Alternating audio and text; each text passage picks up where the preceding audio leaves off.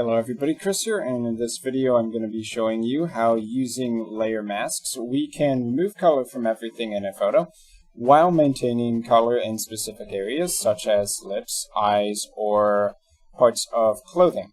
You can also use the same technique with hair, but it's much more difficult to get it to work precisely because of all the strands, naturally. So in order to get started here, we're going to go to the adjustments window over here and create a new hue saturation layer.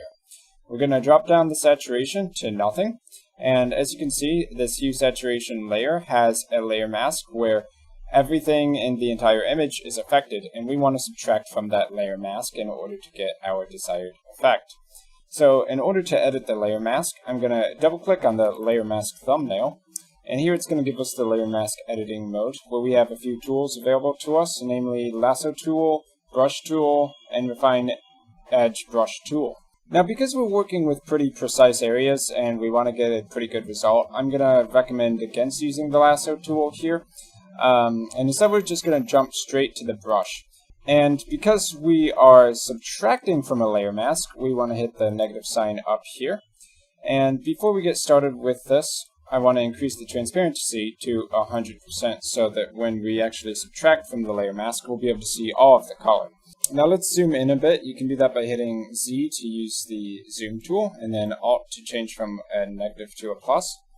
I'm going to go back to the brush tool, and I'm going to increase the brush size a little bit.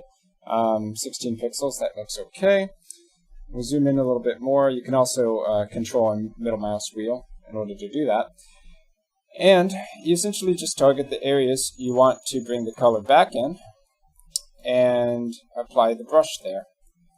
Now, for eyes, you can either do it for the whole eye or you can just do the pupils. I think the pupils are more popular because, no one really wants to look at all the veins and stuff that exist in an eye. So let's go do the other eye real quick. And with something like an eyeball, it's pretty simple. Now it does look like I got a little bit sloppy there, so if we zoom in further and maybe decrease this brush size, with the Refine Edge brush tool, we can target some of these different color changes without affecting the color we want to keep. So if I kind of take this brush here and apply adding in the layer mask back a little bit,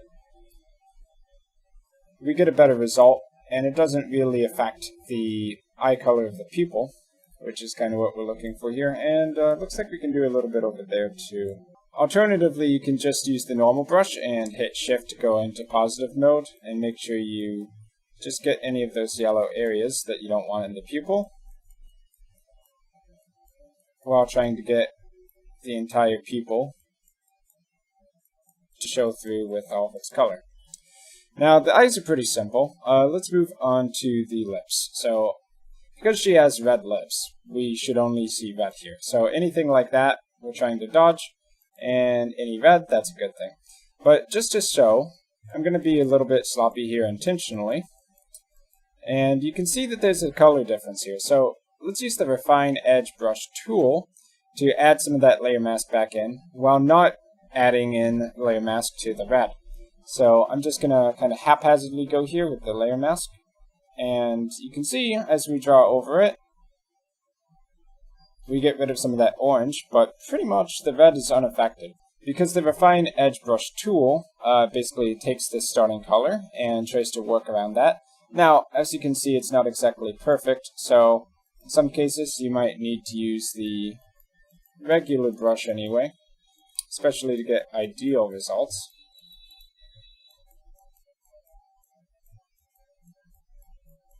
And just kind of get a little bit more manual with that. So let's continue getting the full lips. And you know what, we'll just add the whole lips back in, and then we will work on the edges.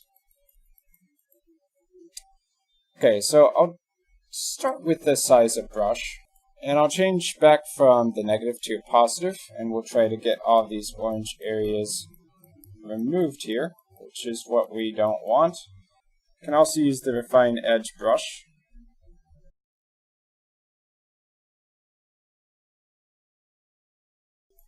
In this case, I'm calling anything that's kind of orange as undesirable for what we're trying to go for here in this final image.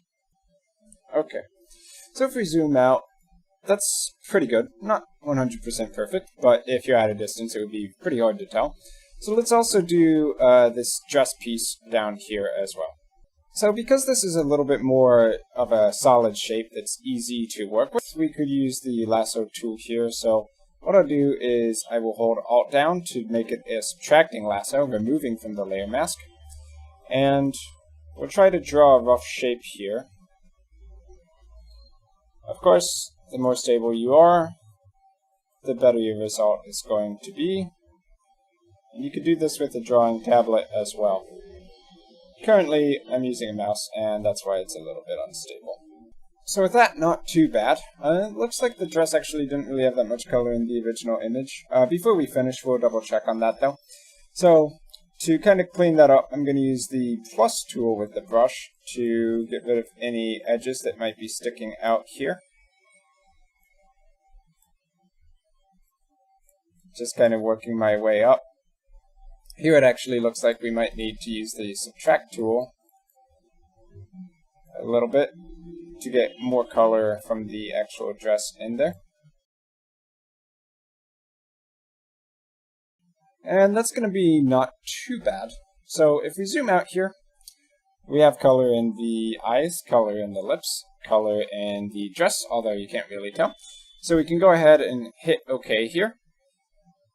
And now the new layer mask is applied over our base image. To show what it looked like before, I'll disable this layer and we can see the original image.